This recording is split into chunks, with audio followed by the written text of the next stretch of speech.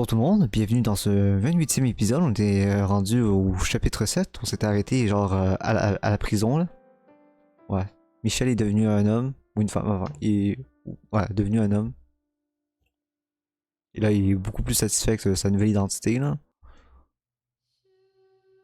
Puis genre, sa nouvelle identité a fait genre scandale dans toute la famille. C'est pour ça qu'il est considéré comme une maudit là.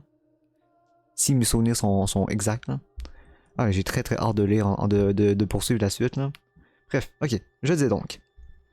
Je n'avais aucun visiteur, hormis les serviteurs, et à nouveau, aucun ne daignait croiser mon regard. Tous les jours se ressemblaient, jour après jour, jour après jour. Parfois un serviteur venait m'apporter une lettre. C'était le seul événement qui pouvait interrompre ma routine. C'était l'écriture de ma mère sur le parchemin. Nous vivions dans la même maison, et pourtant elle refusait de venir me voir en personne. Je n'avais d'autre choix que de répondre à ses lettres. Elle exigeait que je parle comme une fille, et je ne me sentais pas à la force de lui tenir tête.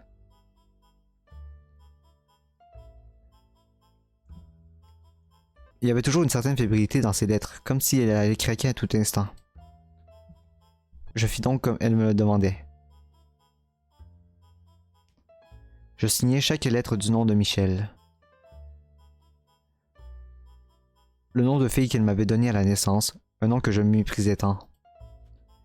À chaque fois que j'utilisais ce nom, j'avais l'impression de renier mon identité. Sur le papier, elle se disait inquiète pour moi, mais cette inquiétude ne faisait que rajouter du sel sur mes plaies. Alors quand je prenais la plume, mes mains tremblaient. Mère, priais quotidiennement pour que ma malédiction soit levée un jour.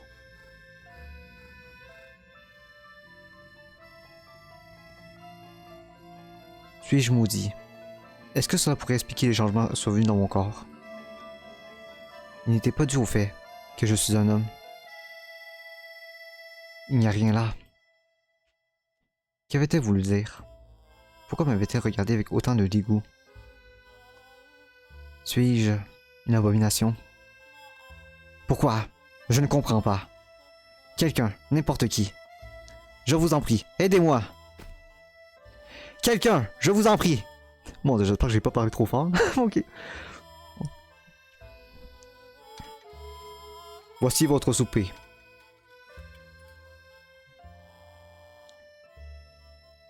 Je reviendrai peu après pour débarrasser. Bon, j'y vais. Attendez. Pardon? Attendez un peu. Oh oui. De quoi avez-vous besoin, Michel?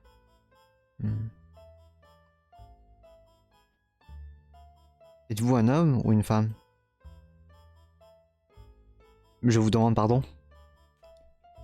Homme ou femme? Je suis tel qu'on me voit. C'est-à-dire? Je suis un homme. Si ce sera tout, je vais y aller maintenant. Vos vêtements? Comment? Enlevez vos vêtements, tout de suite. Tout. Même vos sous-vêtements. Que... Vous devez plaisanter, Michel. Je suis très sérieux. Je ne peux pas. Et pourquoi cela? Je ne veux pas me retrouver nu. Je vous ai ordonné d'enlever vos vêtements. Vous faites cela pour m'humilier? Je vous supplie de reconsidérer. Quel est votre statut? Vous êtes un serviteur du domaine Bullinger. Et moi, je suis un enfant de la famille Bullinger. Mon Dieu. Je suis peut-être enfermé, emprisonné dans cette chambre. Mais ça ne fait pas moins de vous mon serviteur. N'ai-je pas raison? Vos vêtements. Michel! Je vous ai ordonné d'enlever vos vêtements.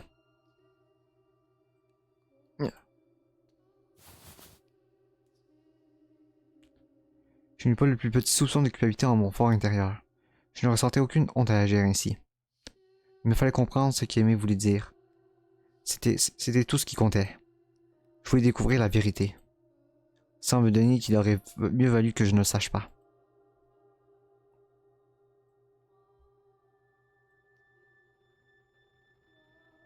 Le visage tordu d'humiliation, le serviteur se déshabilla devant moi. À la faible lumière de la bougie, le corps de l'homme était bâti comme un rectangle. Et au premier regard, il ne semblait pas très différent du mien. Mais à y regarder de plus près, je trouvais ma réponse. Je trouvais l'élément crucial qui me manquait. Pourquoi? La partie inférieure de mon corps n'avait pas la partie qui faisait d'un homme un homme. Êtes-vous satisfaite, Michel? C'était alors que je compris enfin, ce à quoi le corps d'un homme était censé ressembler. Je vous en supplie, laissez-moi me rhabiller. Ce serait une honte cuisante que de rester dévêtu plus longtemps. Devant la fille cadette de Bullinger. Fille? Vous persistez à croire que je suis une fille, bordel? Regardez mes épaules, mon torse, écoutez ma voix. Comment pouvez-vous encore penser que mon corps est celui d'une fille? Mais votre apparence Une peur bien réelle se lisait dans les yeux du serviteur. Ce n'était pas par respect eu à notre différence de rang social. Non, c'était du dégoût pour cette chose incompréhensible qui se tenait devant lui. À voir ses yeux tremblants, et la réalité de la chose qui pendait devant moi, je sentis une fois de plus. Toutes mes émotions refoulées remontaient à la surface. Si vous n'aviez pas cela, vous et moi ne serions pas différents. Que tout le reste est identique. Alors pourquoi en faire tout un plat? Si je ne l'ai pas... Michel? Je suis un homme. Je suis un homme, tout comme vous. Je ne suis la fille de personne. Ah. Et si vous persistez à dire que nous ne sommes pas pareils, alors je ferai en sorte que vous soyez comme moi. Ah! Sans cela, vous n'êtes pas différent de moi. Mon Dieu. Ah, ça, j'ai peur de... Fou! J'ai un peu peur pour le serviteur, là. Un mélange de peur et de panique me poussait à agir ainsi. Et donc, pour équilibrer le tout, j'ai décidé d'infliger à un autre cette même souffrance. Non! Je vous en prie, ne faites pas cela, Michel! Dans un accès de rage aveugle, sans même vraiment me rendre compte de ce que je faisais, obéissant tout simplement au cours impétueux de mes émotions, je saisis un couteau du plateau que l'homme avait apporté, le poussai en arrière et lui sautai dessus. Je vais m'en débarrasser, vous serez comme moi. Sans cela, vous serez comme moi. Ah! Allez-vous-en, je vous en supplie. À l'aide! Vous serez comme moi. Venez, à l'aide! À l'aide! Michel! Elle délire! Bon, ok. Dans mon hystérie, je me rendis soudain compte que j'étais entouré par de nombreux serviteurs, et en un rien de temps, ils m'avaient plaqué au sol. Ils étaient tout aussi nombreux, si ce n'est plus que lorsque j'avais fait une scène dans le grand hall. Une dizaine de serviteurs me fixaient, les yeux emplis de peur et de dégoût. Et dans l'ombre derrière cette foule, j'aperçus Mère qui me considérait, le regard vide. Mère. Mère, pourquoi? Pourquoi ne voulez-vous me parler que par lettres? Pourquoi dites-vous que je suis maudit? Mère, je suis un homme. J'ai toujours été un homme. Dis-moi que j'en suis un, mère. Laissez-moi sortir, je vous en prie. Je ne délire pas. J'ai toute ma tête, je vous assure. Je suis normal, je n'ai aucun problème. Je ne suis pas maudit. Mère, dites quelque chose. Mère!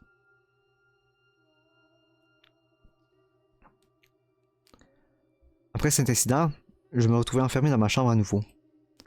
Et cette fois, même les serviteurs cessèrent de venir. J'avais beau pousser, tirer, cogner, m'acharner sur la porte et sur les fenêtres, rien ne bougeait. Un jour passa, puis un autre. Sans eau ni nourriture, je commençais à me dire que j'allais mourir ainsi. Je ne m'étais jamais rendu compte de la souffrance que c'était de passer autant de temps sans boire.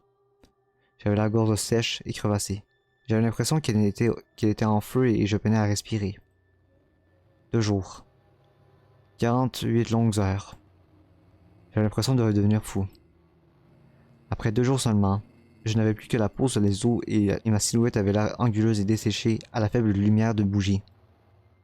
De l'eau? J'ai besoin d'eau, s'il vous plaît. Quelqu'un, donnez-moi de l'eau. Pourquoi? Personne ne veut m'en donner. Pourquoi? Ah. Ma famille m'avait abandonné et me laissait mourir dans cette pièce. À cette prise de conscience, j'ai eu une crise de tremblement incontrôlable. Mon impuissance menaçait de m'étouffer. La peur de la mort se changea en panique, ce qui ne fit qu'accroître mon état de confusion. Je m'emparai d'une chaise, la balançai contre la fenêtre, contre la porte. Mais toutes mes tentatives se soldaient par de cuisants échecs. S'il vous plaît, appelai-je à l'aide en griffant la porte. Je vous en prie, ouvrez cette porte. N'importe qui. De l'eau, j'ai besoin d'eau. Une goutte, rien qu'une goutte. Je finis par crever ici. Je vous en prie. À l'aide. Mère, père, Didier, Georges. Que quelqu'un ouvre la porte, je vous en supplie. Venez m'aider. S'il vous plaît. J'ai besoin d'eau. Ma gorge. J'ai mal. Ça brûle. Je suis trop faible. Apportez-moi de l'eau. Didier. Georges. Ah! À l'aide!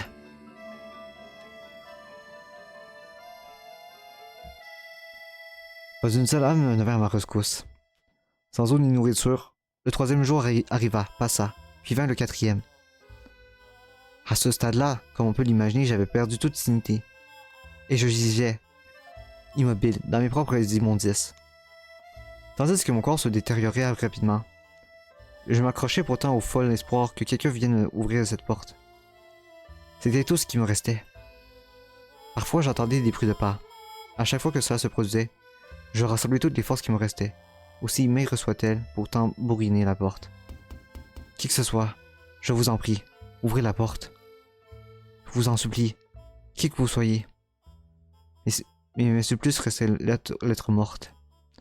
Les servantes ne me répondaient pas, mais je les entendis murmurer de l'autre côté de la porte. Tu as entendu? Oui. Je me demande bien ce qui lui arrive à Dame Michel. Il paraît qu'elle est maudite. Peut-être qu'elle a vendu son âme au diable. Quelle horreur! Ne nous approchons pas de cette porte. À moins de vouloir être maudite nous aussi. Je ne suis pas maudit. Je n'ai pas vendu mon âme au diable. Elle me fait un peu peur. Je crois que je vais aller chercher du travail ailleurs. Assurons-nous de rester loin de cette porte. Pourquoi? Vous pensez que je suis maudit? Je n'ai jamais rien fait de mal. Dame Michel a perdu la tête. Elle est dérangée. J'ai peur rien que de penser à elle. Je ne suis pas dérangé. J'ai l'esprit parfaitement clair. Elle est complètement cinglée. Elle est folle, tout bonnement. Non, je ne suis pas. Je suis tout ce qu'il y a de plus normal. Hihihihi. Hihihihi. Ah, ah, ah, à l'aide. À l'aide. Sortez-moi d'ici, je vous en supplie.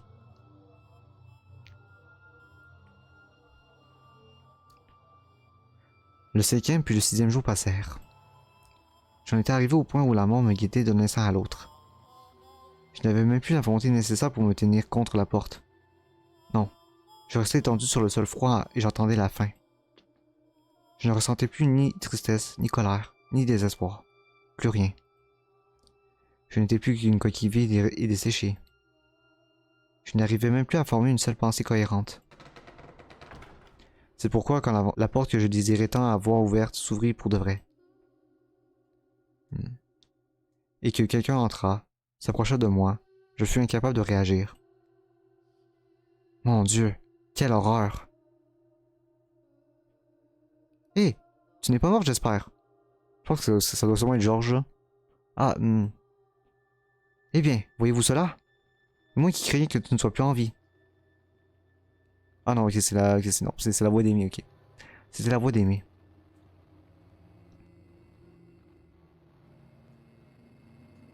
On est là, complètement satanique, là. Ok, bon, ok. Je suis navré, vraiment.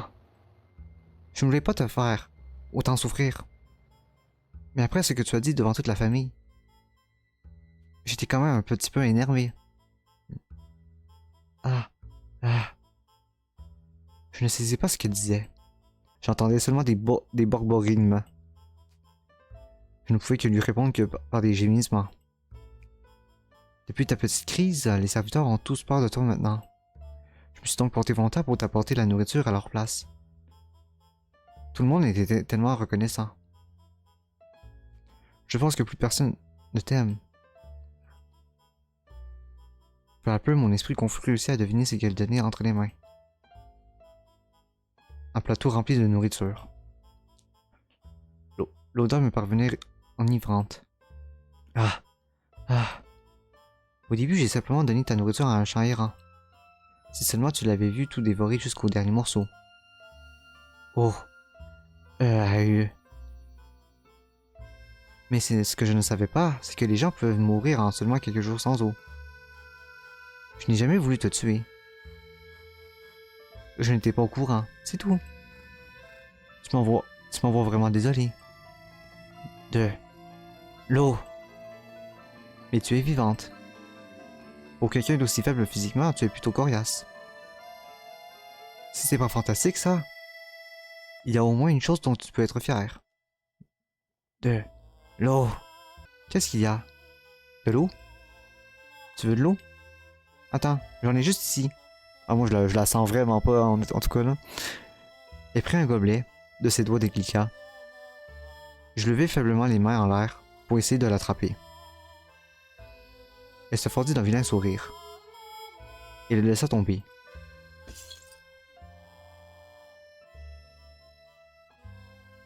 Allez, bois. Tu feras bien de te dépêcher. Le tapis va bientôt tout absorber. Tu voulais de l'eau, non? Ouais, je savais. C'est vraiment très très louche, là. Alors, bois. À cet instant, j'entendis ce qui me restait de dignité tomber en morceaux. Mais seulement par mon instinct de survie, je rampais jusqu'au tapis. Et posai mes lèvres contre la mare qui se répandait. Ha ha ha ha! Mais c'est ce que tu le fais vraiment! C'est trop drôle, Michel! On dirait un chat!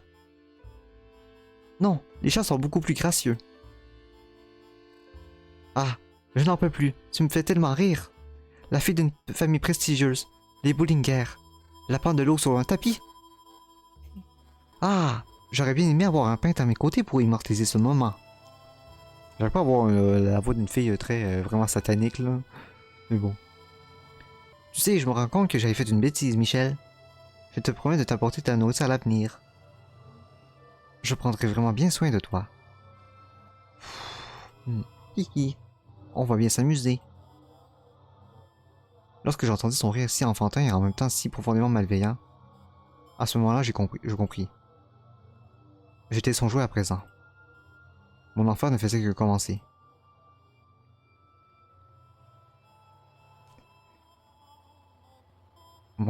Mon corps se remit quelque peu, après avoir intégré de l'eau et de la nourriture. Bon, on sait pas c'est quoi la relation entre Amy puis Georges puis Didier. On sait pas qu'est-ce qui les entoure là. Mais je n'étais pas dans la meilleure des formes non plus. Cela prendrait du temps, vu comme j'avais terriblement souffert de la faim. Amy continua à me traiter comme son animal de compagnie, ravivant constamment la rage qui me consumait. Mais j'étais trop faible pour rester sur pied très longtemps. Et parler me faisait mal à la gorge. Je suppose que c'était calculé de sa part afin de garder le pouvoir sur moi. Afin de me rendre aussi misérable que possible.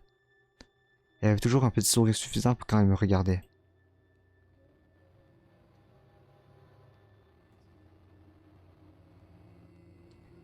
Allez, Ouvre la bouche. Aujourd'hui, je vais te nourrir moi-même. Où est le problème?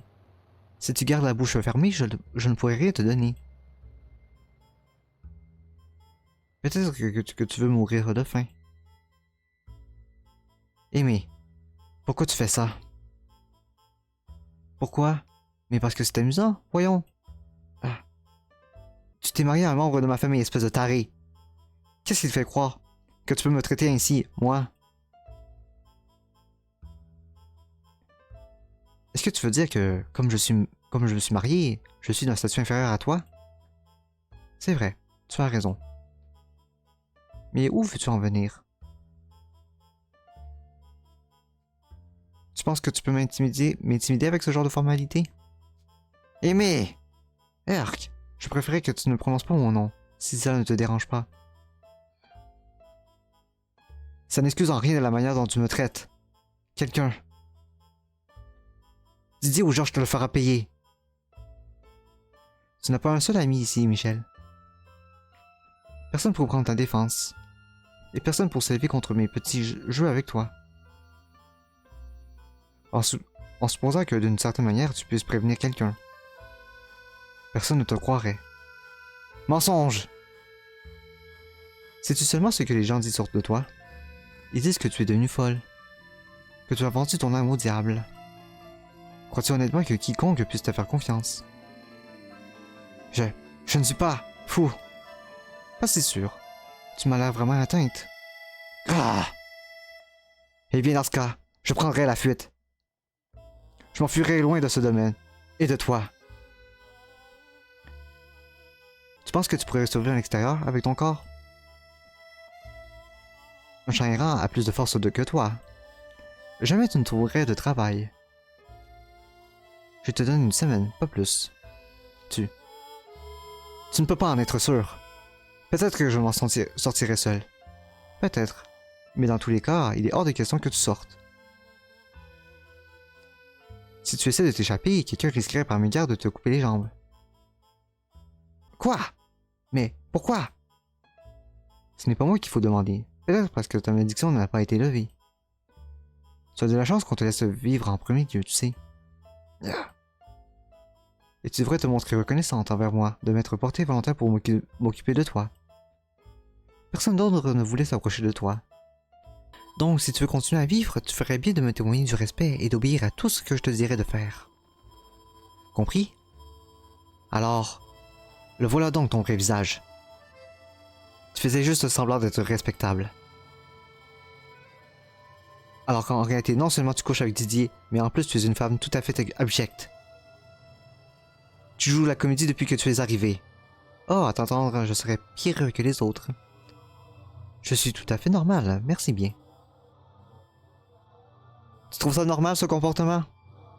Écoute-moi bien, Michel. La partie de moi que tu vois en présent ne représente pas forcément le tout. La gentille fille que je présente dans la famille, c'est tout autant moi. Et quand je t'ai tenu dans mes bras, c'était encore moi. Je ne joue pas la comédie. Menteuse! Même si, pour te dire toute la vérité, je t'ai jamais vraiment apprécié, donc cette partie-là était un mensonge, oui.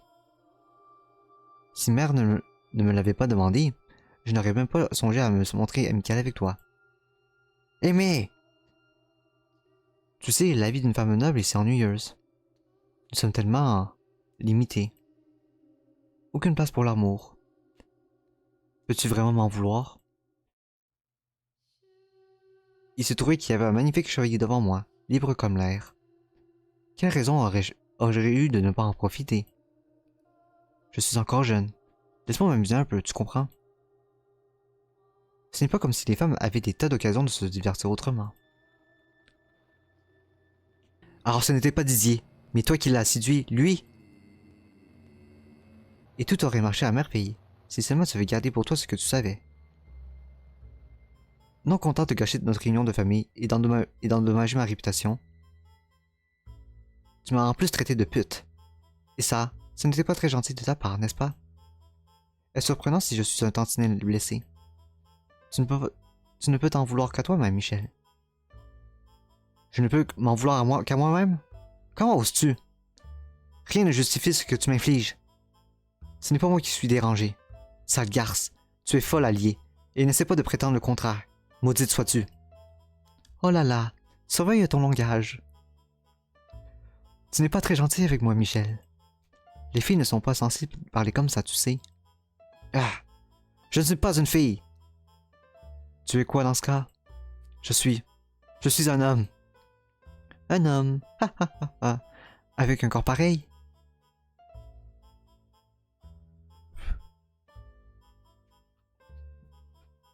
Aimé se leva tranquillement. Ah. M'attrapa par les cheveux et me jeta au sol. Lâche-moi! Tu appelles ça un homme? Tu n'es même pas capable d'échapper à l'emprise d'une fille. Ah. Je ne suis pas très forte en plus. En fait, je dirais même que je suis assez faible. Rien qu'une pauvre fille sans défense. Si tu étais vraiment un homme, tu n'aurais aucun problème à t'échapper, mal nourri ou pas. Mais tu en es incapable. Ah! Va! Se mit à tracer du bout de l'ongle le contour de mes côtes et m'assit, en descendant doucement, tout doucement, le long de mon torse. Et même en laissant ça de côté, il te manque la partie la plus importante. Ah, arrête! Attends! J'essaie de rassembler toutes les forces que je pouvais dans mes bras pour la repousser. Mais comme le disait Aimé, je n'arrivais pas à prendre le dessus sur une fille. Je restais impuissant, au sol, sous elle à la supplier. Lâche-moi! Et à gémir de colère et de frustration. Son doigt s'arrêta juste au-dessus de mon nombril. Il me regarda, fit un léger sourire, puis ôta sa main. Et au moment où une vague de soulagement me submergeait, elle me repoussa, sauta sous ses pieds. Il me donna un violent coup de pied entre les jambes. Ah! Je fus secoué de tremblements, alors que la douleur remontait le long de ma colonne. Ah! Ah! Ah! Pendant que je hurlais, Aimé me fixait. Ah! Ah! Ah! Le visage déformé par un vilain rictus. Oh mon Dieu, ça fait mal. Ça, c'est une surprise. Même quand on n'a pas les parties mal, ça fait quand même mal. Ah! Ah! Ah! Arrête! Par pitié! Elle ne s'arrêta pas là. Elle me marcha dessus. Je t'en supplie, arrête! Par pitié! Elle enfonça ses pieds dans ma chair. Qu'est-ce que tu es, au juste, Michel? Au toucher, j'ai pas l'impression que tu aies non plus des parties femelles. Ah, ah. Aimé, s'il te plaît! En plus de douleur physique, une humiliation et honte insoutenable me consumaient l'esprit. Quelle étrange créature. Hi. Ah, arrête! Si j'avais pu mourir là, maintenant, honnêtement, ça aurait été préférable. À l'enfer psychologique qu'elle me faisait vivre. Tu devrais te regarder dans un miroir, Michel. Tu pleures. Tu sanglotes comme une pauvre petite fille. Ah ah ah ah ah ah. Ça ne fait pas très garçon, hein? Et dis que tu me désirais, avec ce corps. Ah ah ah ah. Sérieusement. Tu es dégoûtante. J'ai du mal à croire que tu aies vraiment eu le culot de tomber amoureuse de moi. Ah, son plus grand regret, j'imagine, là. Les mauvais traitements d'Aimé se répétèrent. Comme elle l'avait promis, elle va me nourrir tous les jours. Mais son arrivée n'apportait qu'angoisse et torture. Chaque jour, il entaillait davantage mon mental. Mais je n'avais pas encore rendu les armes. La colère continuait de dominer la peur que je ressentais.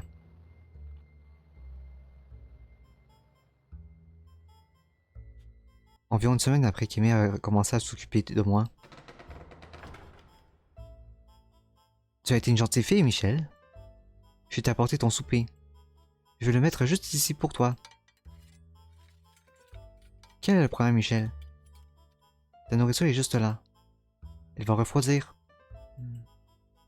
Allez, mange. Mais sans utiliser les mains. Rampe et utilise ta bouche. Allez, mange. Ou bien tu préfères que je m'en occupe?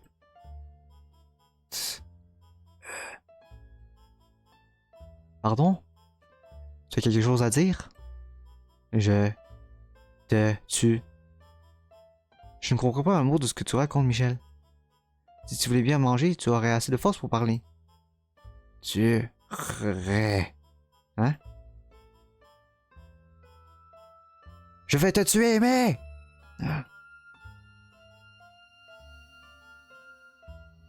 C'était, je crois, la première fois de ma vie que j'avais un désir sincère, impérieux de mettre fin à la vie de quelqu'un.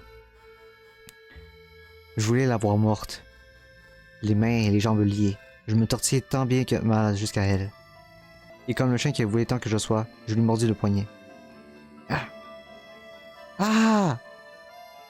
Le goût de sang me procurait une sensation bien plus désagréable que je m'y serais entendu. Je me sentais sur le point de vomir. Ah! Ah! Mais j'étais déterminé à ne lâcher son poignet sous aucun prétexte. Je rongerais jusqu'à l'os et lui arracherais la main tout entière. Elle pouvait bien me battre jusqu'à ce que je perde connaissance, je ne lâcherais toujours pas. Elle serait obligée de me tuer pour se débarrasser de moi. Je voulais qu'elle connaisse la même douleur que moi. Quand elle me piétinait, quand elle me foulait aux pieds. Lâche! Moi! Mais mon corps ne faisait jamais ce que je voulais. J'avais beau jurer sur ma vie que je ne lâcherais sa main pour rien au monde. Il semblerait que je puisse jamais donner corps à ma volonté. Ah! Ah! Le pied d'Aimé s'enfonça dans mon ventre émacié. Le bout pointu de ma chaussure transperça ma chair tel un couteau. Et je m'effondrai par terre, pris de convulsions. Et pile au moment où j'allais cracher de la bile, elle plongea son talon dans mon estomac, une seconde fois. Elle ne me laissa même pas assez de temps pour me remettre sur pied, sans parler de pouvoir répliquer, avant de me frapper à nouveau. Encore et encore et encore et encore. Dans mon ventre, mon torse, mes jambes, mon visage. C'est quoi ton problème? Tu ne comprends toujours pas? Ce n'est pas toi qui dirige là. Tu devrais me remercier. Ce que tu m'as fait ce jour-là était extrêmement blessant. Et pourtant, me voilà, à t'apporter ta nourriture. Tu ne vois pas comme j'ai bon cœur.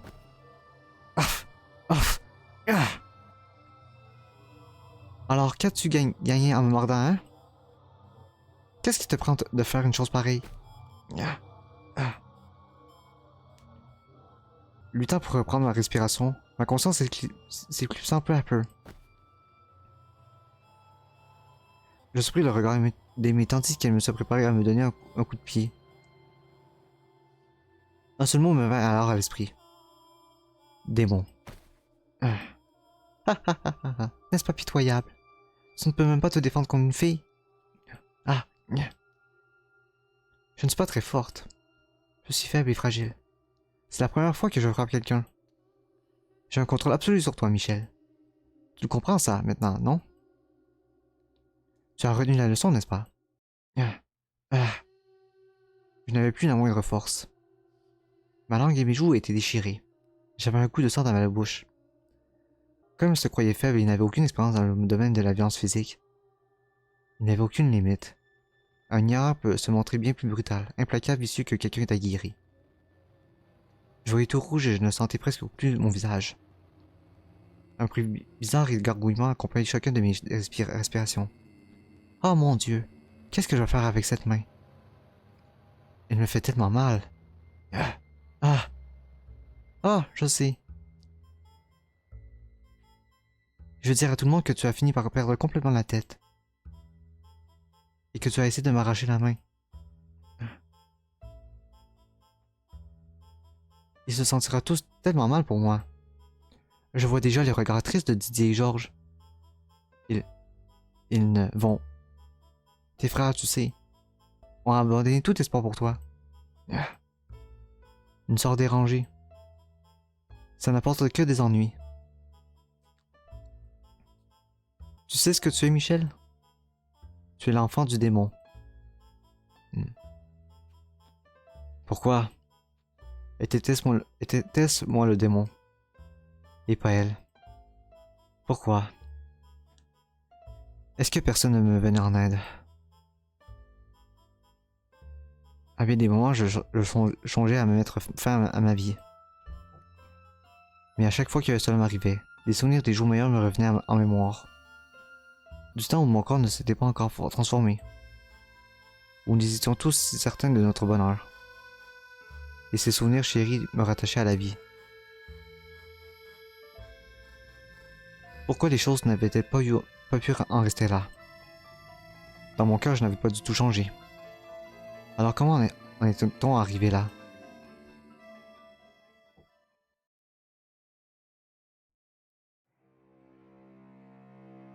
Michel! Ah, Michel, tu es là? Ok, c'est les souvenirs de la... Ah, ok. Qu'est-ce que tu veux, Georges? Oh, allez, fais pas la tête. Est-ce que j'ai besoin d'avoir une idée derrière la tête pour te parler? Non, mais tu semblais exceptionnellement de bonne humeur, alors j'ai pensé... Eh bien oui, pourquoi pas. Il fait un temps merveilleusement sinistre dehors. J'aurais compris qu'il faisait beau, mais est-ce qu'on peut vraiment dire merveilleusement sinistre? Eh bien, comme tu peux pas rester dehors trop longtemps quand c'est dégagé, dans notre cas, c'est le temps parfait. Ah? Autant en profiter pour faire une petite promenade tant qu'on peut, qu'en penses-tu? Dis, est aussi dans le coin aujourd'hui. Alors on peut voir si ça le tente. Ce sera comme avant. On court partout comme des ratés derrière moi. Alors on a pas eu beaucoup de temps pour se voir tous les trois. On demandera à Mère de nous préparer un repas et puis... Ah, on pourrait aller jusqu'à l'orée de la forêt à cheval. Je suis d'accord si ça te va aussi. Et pas qu'un peu, ça me va, que ça me va. C'est moi qui ai proposé après tout. Allez, viens, on y va.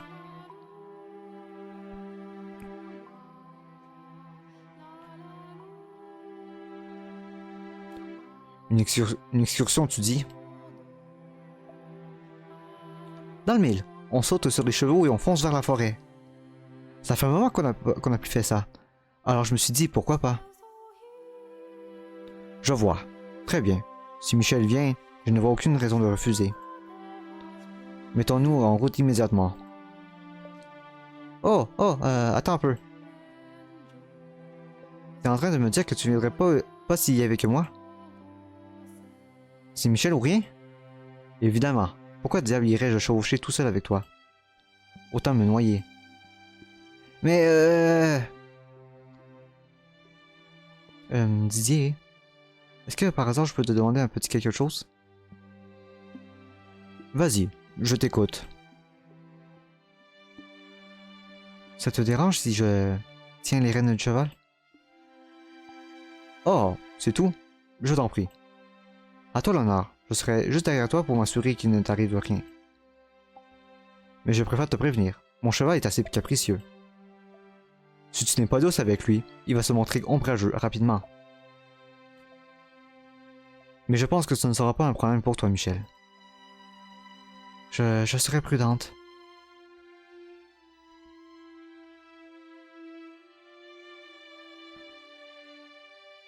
Hé, oh, ralentissez les gars.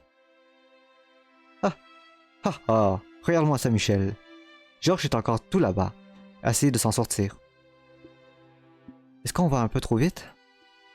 Non, tu t'en sors très bien. Le fait que tu aies réussi à franchir ce passage aussi promptement est bien la preuve de ton talent. Ah, je vous ai rattrapé, enfin. C'est pas une course, vous savez. On pourrait pas plutôt profiter du paysage, ça donner à quelques beaux discours et être en phase avec nos émotions. Un guerrier et son cheval n'ont nul besoin d'émotions. Ce n'est pas vrai, Michel?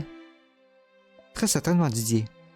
Allez, soyez gentil, c'était mon idée.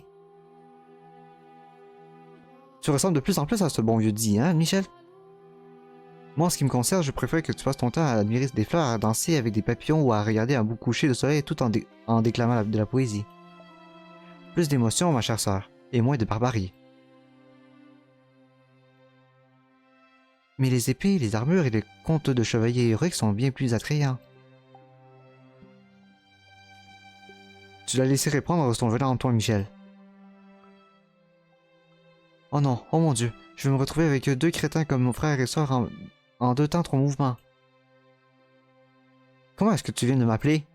Ah. Allons, du calme. Et si on s'arrêtait là pour pique-niquer? Adjugé, j'ai l'estomac dans les talons. Il gronde comme un ours. J'ai pris quelques morceaux en chemin parce que j'étais sûr que je survivrais pas. J'espère que ton cheval te jettera dans une rivière.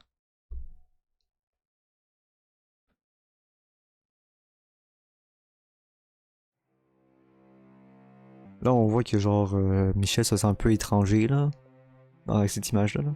Ok. Hé, au fait, l'autre jour j'ai rapporté un chat à la maison. Ah, le chat, ça tombe bien. Un chat? Ouais! T'as acheté de la queue à la tête et il est comme un cul de sorcière. Je voulais le garder dans ma chambre, mais maman a fait une crise quand elle l'a vu. Il est hors de question que j'aille cette chose dégoûtante sous mon toit. Si seulement on pouvait la raisonner. Elle est son obsession de la propreté. Georges, essaie de ne pas trop perturber mère. Tu es déjà assez imprévisible comme ça. C'est vrai que ce serait bien d'avoir un chat, je veux dire. Tu trouves aussi? Alors j'ai une idée. On n'a qu'à le garder dans la cour. Je le nourrirai les jours où il fait beau. Et tu pourrais le faire quand ce sera nuageux, Michel. Mais je ne sais pas ce que mangent les chats. D'après moi, il aimerait bien des pâtisseries. Est-ce que ton but, c'est de tuer cette pauvre créature? Personne ne devrait prendre soin d'un animal s'il pense que ça. C'est une bonne idée. Désolé. Ah, tu ne veux pas te sortir ton balai du cul, dis? Vivre, c'est faire des expériences. Apprendre sur le tas.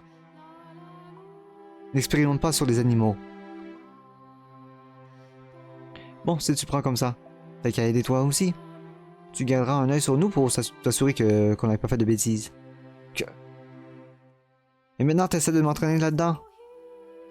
C'est fait. T'es impliqué, marché conclu. Bordel, Georges! Maintenant, on n'a plus qu'à lui trouver un nom. T'as des idées, Michel? Tu veux que je lui donne un nom? C'est pas tous les jours qu'on a la chance de donner un nom à un être vivant. Enfin, tout bien réfléchi, tu devrais avoir quelques occasions encore à l'avenir. Vois ça comme de l'entraînement. Quelque chose d'élégant et de beau. À toi de jouer. Allons, Georges. Ne lui mets pas autant de la pression. Mais tu as raison sur un point. C'est une bonne opportunité. Ne va pas chercher midi à 14 h, Michel. Choisis simplement quelque chose que tu aimes bien. Tu as dit que le chat était acheté et laid. Ouais. Quand tu vas le voir, tu vas rire si fort que tu n'arriveras plus à respirer. Très bien, alors... Moucheté. C'est ça son nom? De toute évidence, tu ne feras pas carrière dans les arts, Michel. Mais tu as dit qu'il était moche et t'as acheté, Georges, alors moucheté. Oui, c'est ce que j'ai dit, mais t'aurais pu quand même trouver plus original. Enfin, après tout, pourquoi pas? Moucheté, ce sera... Après ça, ça possède un certain charme quand on le dit à voix haute. Moucheté. C'est pas drôle. Hé, haha. C'est vrai qu'il se pose là. Plus j'y pense et plus je... Didier, tu ne vas pas t'y mettre toi aussi? On n'a qu'à amener Moucheté à notre prochaine excursion. On pourra s'asseoir sous les nuages du déjeuner. En effet. Quand Michel sera un peu plus grande, remettons cela. Plus notre chat moche est acheté. Je t'apprends au mot. C'est qu'on est des bons amis après tout. Oui, enfin, je n'ai jamais été ton ami. C'est pas vrai, tu peux pas t'en empêcher de jouer au crétin.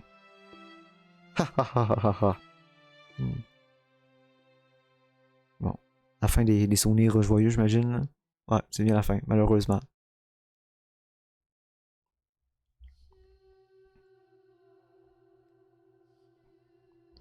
Didier, Georges, est-ce qu'il me disait vrai?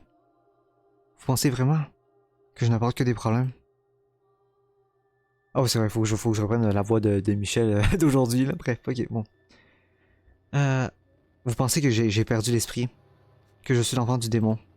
Didier, Georges, pourquoi n'ouvrirez-vous pas cette porte pour me laisser sortir?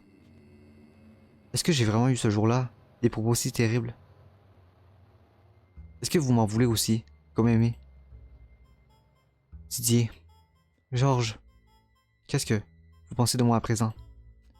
Mon corps est-il bizarre à ce point? Si je n'avais pas subi cette transformation, est-ce que les choses seraient devenues comme avant?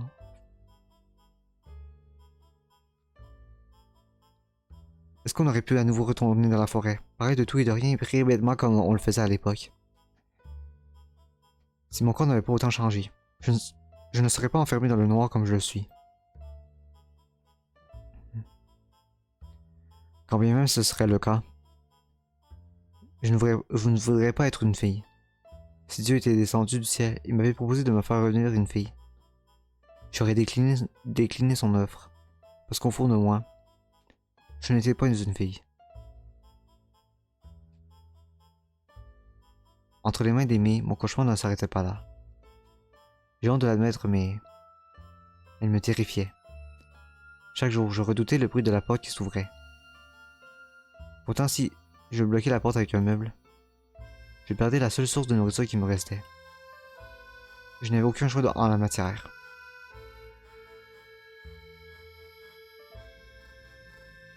C'est l'heure du souper, Michel. Je t'ai apporté ton plat préféré, des navets. Enfin, c'est ce que les chiens n'ont pas voulu manger, bien sûr. Mais ça te dérange pas, n'est-ce pas? Je vais te couper les ongles aujourd'hui, Michel. Il faut que tu restes bien immobile, sinon mes mains risqueraient de glisser. Alors pour être sûr que ça ne se produise pas, je vais t'attacher. Comme ça, tu ne pourras pas bouger par mes gardes. Voilà ton nom, Michel. Et les Boers? Ah, pardonne-moi. J'ai dû la prendre de la lessive par erreur. C'est l'heure du souper, Michel. Je t'ai encore apporté des navets. Ne t'en fais pas, les chiens n'ont pas mangé ceux-là. Ils n'avaient pas l'air de vouloir les manger crus. Ouais, les navets, c'est pas mal si tu les manges cuits, du moins, là. Quoi? Tu n'en veux pas? Mais que vais-je bien pouvoir en faire avec? Tu sais, Michel, tu es une telle honte. Pleure pour moi, si tu veux bien. Supplie-moi. Ah ah ah ah ah. Voyez-vous cela? Toute cette arrogance. Envolée. C'est hilarant, je t'assure.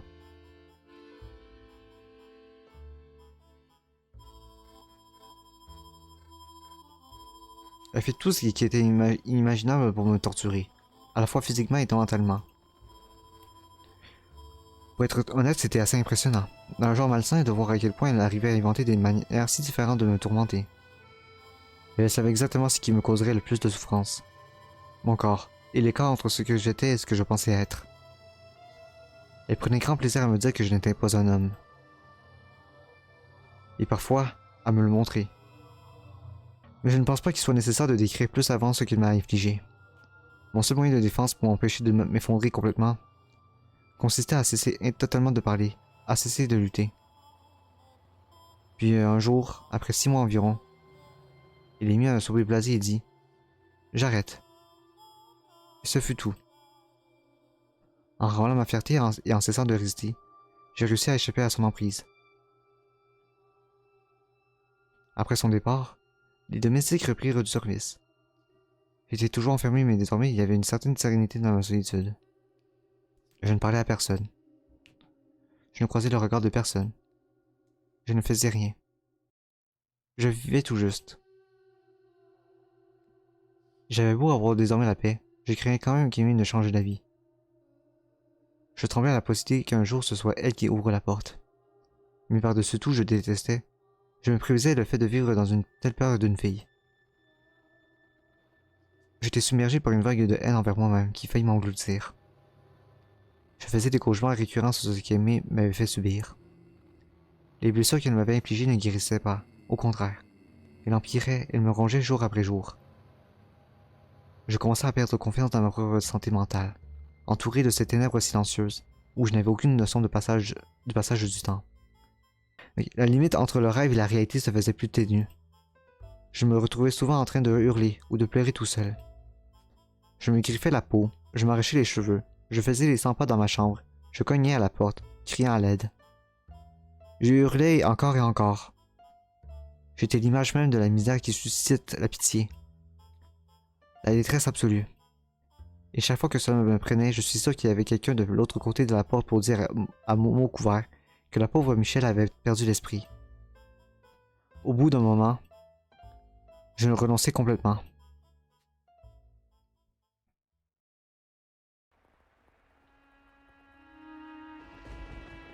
Une nuit de tempête, dans ma 16e année, cela faisait plus de 2 ans à ce moment-là que j'étais enfermé. Une pluie battante frappait les fenêtres de milliers de petites lances. J'étais assis tranquillement sur mon lit, incapable de m'endormir. Quand soudain quelqu'un cognait fort à la porte. « Michel! Michel, tu es réveillé? Si c'est pas le cas, dépêche-toi de te réveiller. On a un gros problème. Baisse la voix, punaise. Hein, mais...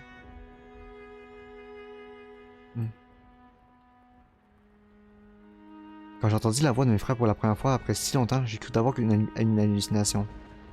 En 2 ans, ils n'étaient jamais venus me voir. J'avais beau tambouriner à la porte, hurler leur nom encore et encore. Et après tout ce temps, je ne m'attendais pas à ce que cela change un jour. J'avais renoncé pensant qu'ils m'avaient rejeté depuis longtemps. Incapable de me résoudre à dire quoi que ce soit, je me contentais de fixer la porte. Quand il y a eu d'autres coups, bam bam, le bruit fut recouvert à moitié par le tonnerre, ce qui donnait à la scène un air quelque peu inquiétant. Dis quelque chose, Michel, je t'en prie. Sérieusement, on n'a pas le temps. Tu peux nous entendre d'ici, n'est-ce pas? Tu es là, derrière la porte, non? Allez, rien qu'un mot, Michel. Didier, Georges, c'est vraiment vous? L'espace d'un instant, il semblait repris au dépourvu. Probablement parce qu'ils avaient du mal à reconnaître ma voix. Mais cela ne dura que le temps d'un battement de cœur. Puis Didier prit la parole. Il y a une voiture qui t'attend à l'extérieur. Je vais déverrouiller la porte pour que tu puisses la rejoindre. Pourquoi? Parce que Père est devenu fou. Il dit que la famille Bollinger n'a pas besoin d'un enfant démon. Que tu es une tâche honteuse sur notre nom. Alors il veut te faire exécuter. Georges! Père veut ma mort? J'ai l'impression que le sol se dérobait sous mes pieds. Exécuté. Enfant démon. Tâche honteuse. Selon lui, je ne méritais même plus de vivre. C'est prévu pour demain matin. On vient juste de l'apprendre, tu sais pourquoi? Vous m'avez préparé une voie de secours. Mais pourquoi? Comment ça, pourquoi? Tu as vraiment besoin de le demander? Parce qu'on est ta famille. Père va commettre quelque chose d'horrible. Je serrai les dents, refoulant mon amertume et ma colère. Mais je ne pus les retenir très longtemps. Un tourbillon d'émotions que je croyais avoir perdu durant mes 2 années d'emprisonnement revint à la surface et se dévasta de mes lèvres. Pourquoi? Pourquoi vous faites ça maintenant?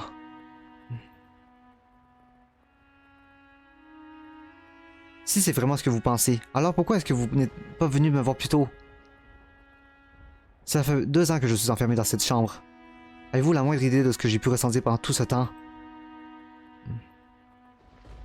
Savez-vous seulement comme j'ai pu lutter pour survivre? Combien de fois je vous ai appelé à l'aide? Comme j'ai tambouriné à la porte, en suppliant d'être libéré. Mais jamais, pas une seule fois vous êtes venu. Pas une seule fois, non.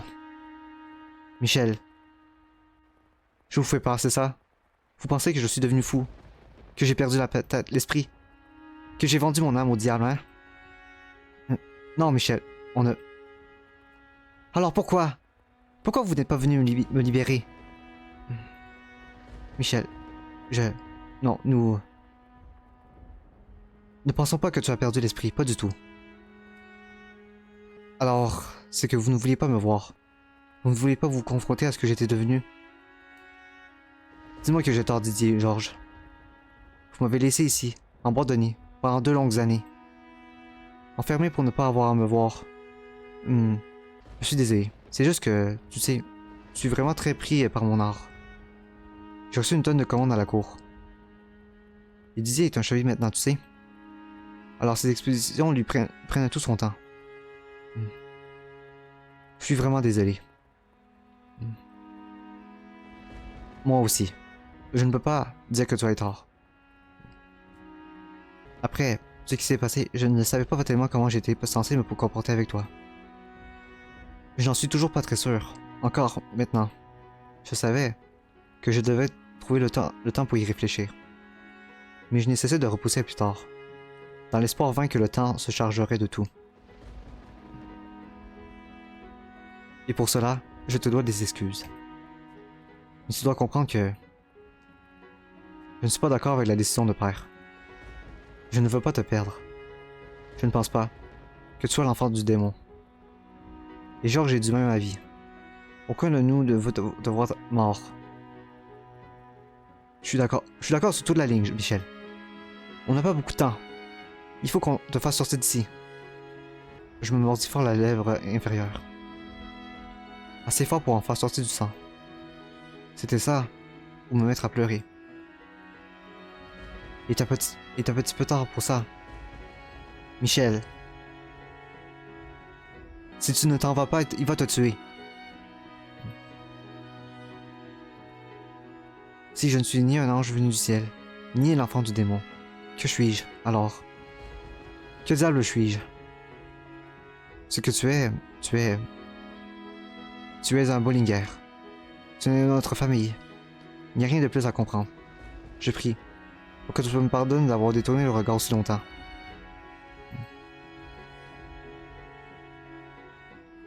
Est-ce que je peux vous faire confiance? Est-ce que je peux avoir l'assurance, même si le monde entier dit que je suis maudit, que vous serez toujours à mes côtés? Que vous serez toujours à mes frères? Est-ce que je peux vous faire confiance une fois de plus? Didier, Georges? Absolument, Michel. Je le jure devant Dieu Tout-Puissant. Et je le jure sur le Dieu de l'art. Michel. Je n'ai pas d'autre choix, n'est-ce pas? Je ne pourrais pas raisonner par ainsi. Je te conseille d'éviter. Il n'est pas homme à changer d'avis facilement. Si tu te montrais devant lui, il dénierait probablement son épée pour t'achever lui-même. Mère en serait détruite. Je suis désolé. On ne le fait pas seulement pour toi. D'accord, je partirai. Oh, Dieu merci. La voiture va t'amener jusqu'au manoir, Michel. C'est une propriété que père a achetée il y a quelques temps. Mais à cause des rumeurs qui circulent sur la maison, elle est abandonnée. Personne ne veut la lui racheter, et ça ne risque pas de changer. Quel genre de rumeurs? Eh bien... Pas besoin d'en faire tout un fromage, il a le droit de le savoir. On dit qu'une sorcière y vit. Une sorcière?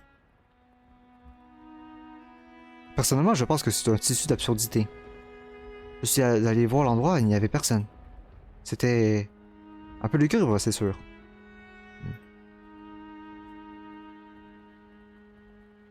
J'aurais aimé te proposer un meilleur endroit, mais on n'a pas eu suffisamment de temps.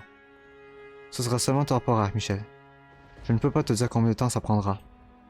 Mes pères finira par mourir un jour. Et quand ce sera le cas, Georges héritera du domaine. Et ça signifiera que tu pourras rentrer. Alors je t'en prie, tiens bon d'ici là. Si je ne pars pas, je vais être exécuté. Vous pouvez bien m'envoyer où vous voulez. Je ne vais pas me plaindre. Je suis content de l'entendre.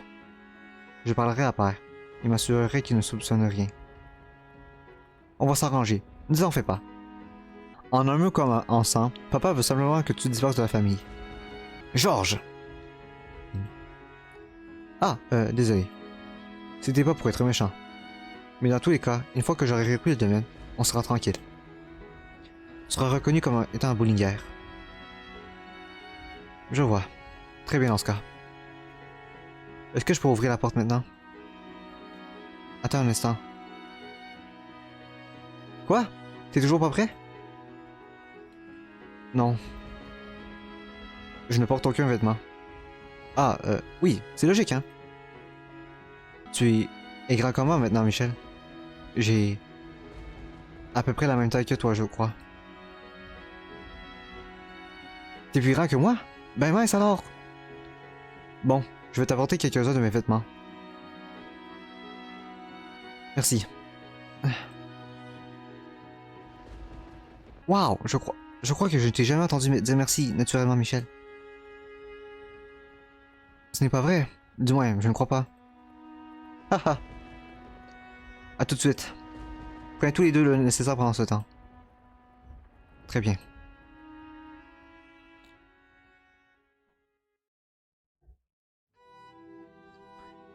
Ah. Là, on est souvent proche de la porte 5, là. Enfin, 5. Ouais, ça 5. 4 ou 5, là. En m'asseyant dans la voiture qui attendait à l'extérieur, je contemplais mes deux frères, tout en écoutant le clapotement de la pluie. Cela faisait 2 ans que je ne les avais pas vus, mais ils ne semblaient pas très différents de mon souvenir. J'étais le seul à avoir changé, et radicalement à en plaisir.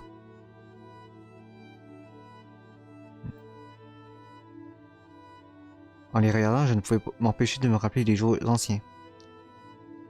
À jouer aux échecs avec Didier, à apprendre le dessin avec Georges. Nous excursions tous les trois, mais le bruit menaçant de tonnerre qui tombait au loin recouvrait ces souvenirs.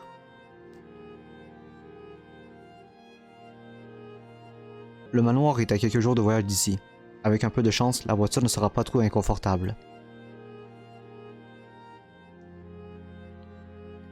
J'enverrai un paquet avec toutes les fournitures dont tu auras besoin une fois par mois. De la nourriture, des vêtements et quelque chose pour passer le temps. Si tu veux quoi que ce soit d'autre, Michel, dis-le moi. Dès maintenant, ou alors tu peux aussi demander à un serviteur de faire passer le message. Rien ne me... enfin, non, attends. Il y a bien une chose que j'aimerais avoir. J'aimerais un jeu d'échecs. Très bien, je peux t'en faire fabriquer un. Je préfère avoir le tien, Didier. Est-ce que ce serait possible? Es-tu sûr de vouloir ce vieux modèle tout usé? Il a bien vécu. Oui, c'est celui que je veux. Très bien, je te le mettrai dans la première livraison.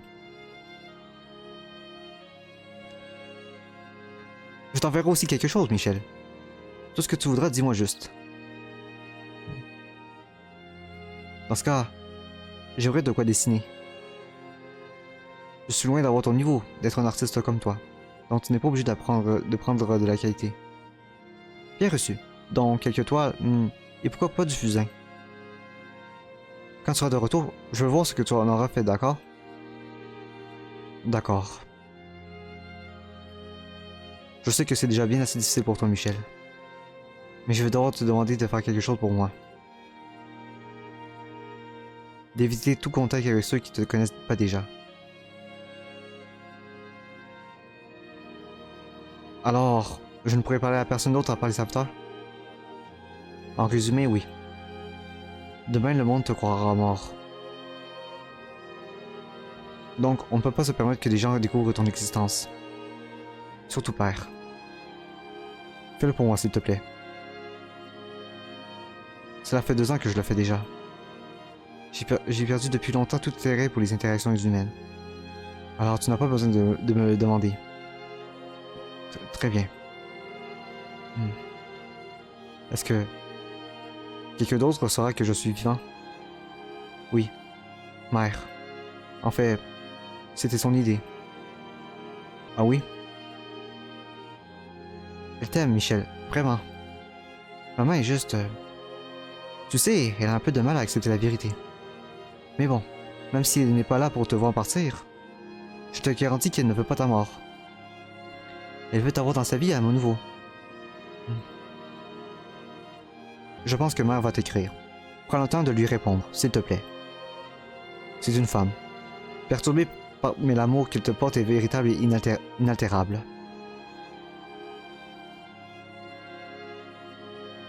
tu veux bien. Juste un tout petit. Hé, j'ai bien reçu ta lettre. Ça va nickel, suffira. Très bien. Juste pour que tu le saches, ça nous tue, Dee et moi, de ne pas pouvoir tenir tête à papa. Mais tant qu'il vivra, sa parole est loi dans cette maison. Je comprends, oui.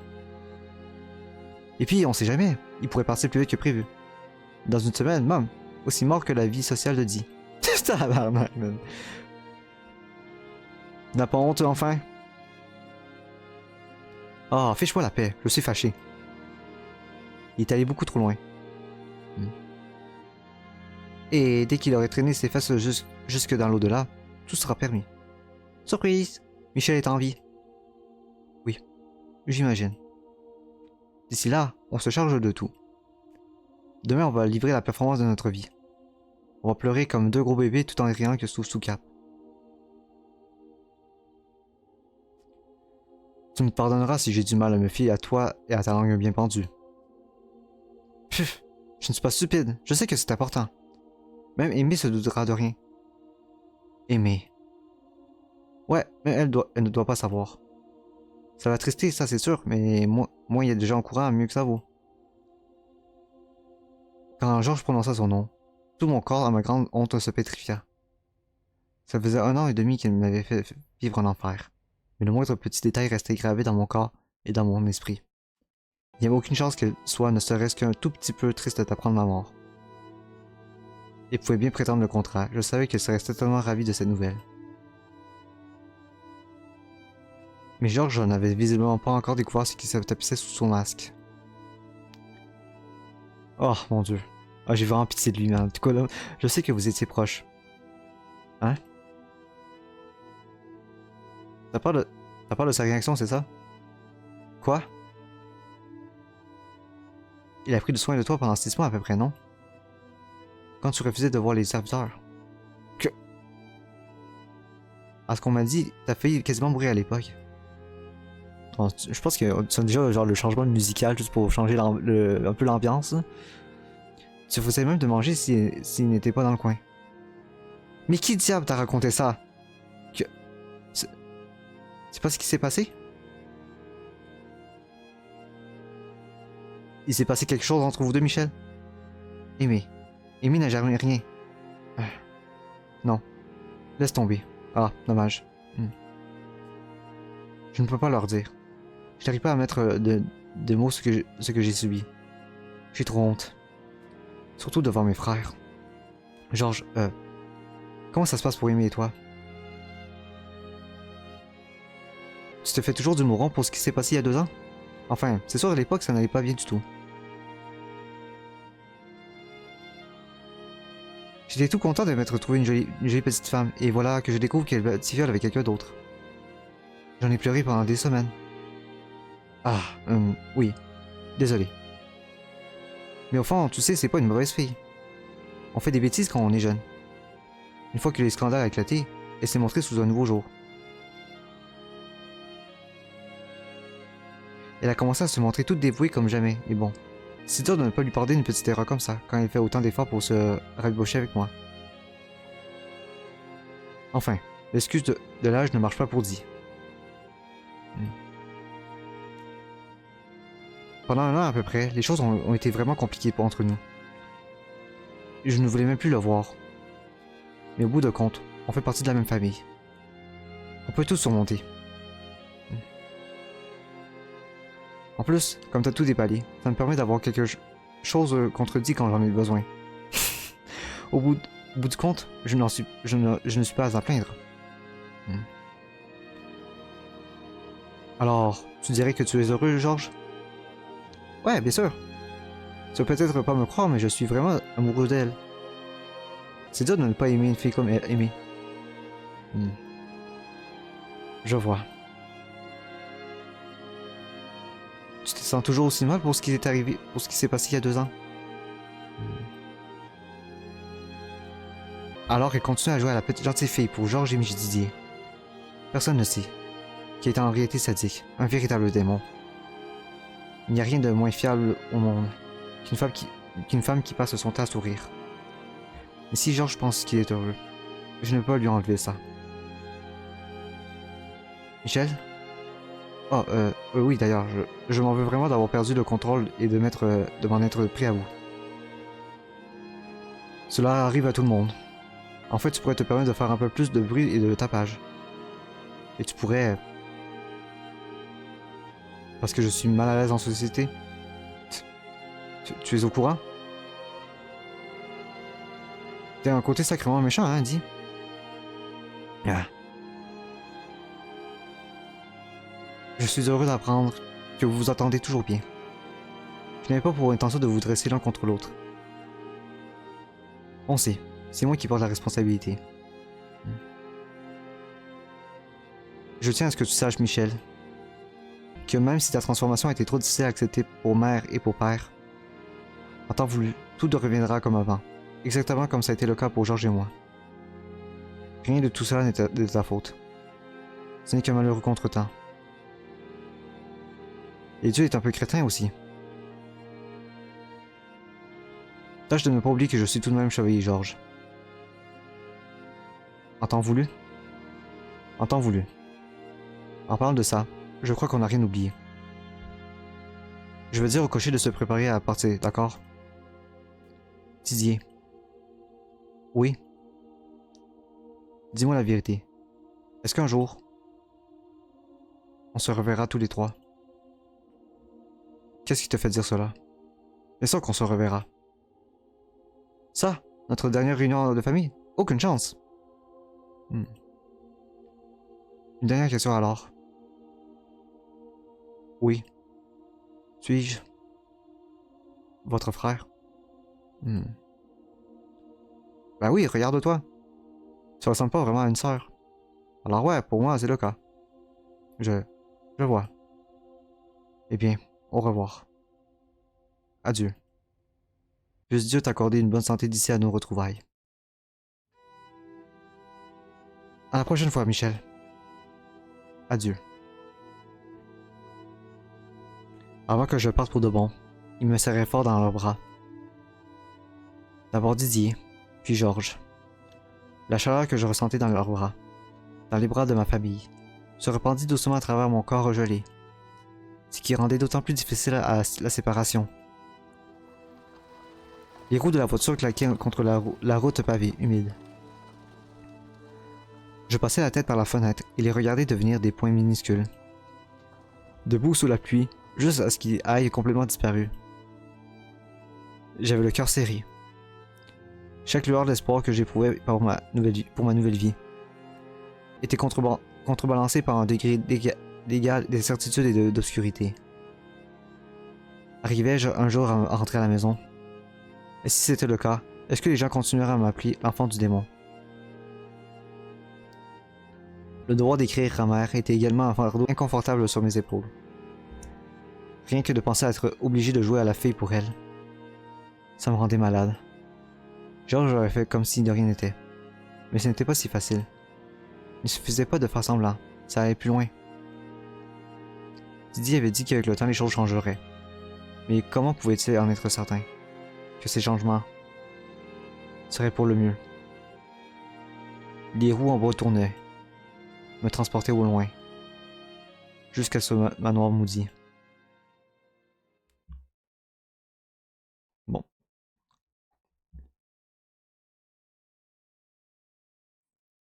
Bon, je pense que je vais m'arrêter ici pour aujourd'hui. Ça a été un épisode à la fois triste et un petit peu joyeux, surtout joyeux sur la fin, là, ce qui est pas mal en fait. Là. Bon, sur ce, je vous dis sûrement à demain, ou pas, je sais pas, on verra. C'est ça, je vous dis à la prochaine fois et passez une bonne journée. Bye bye!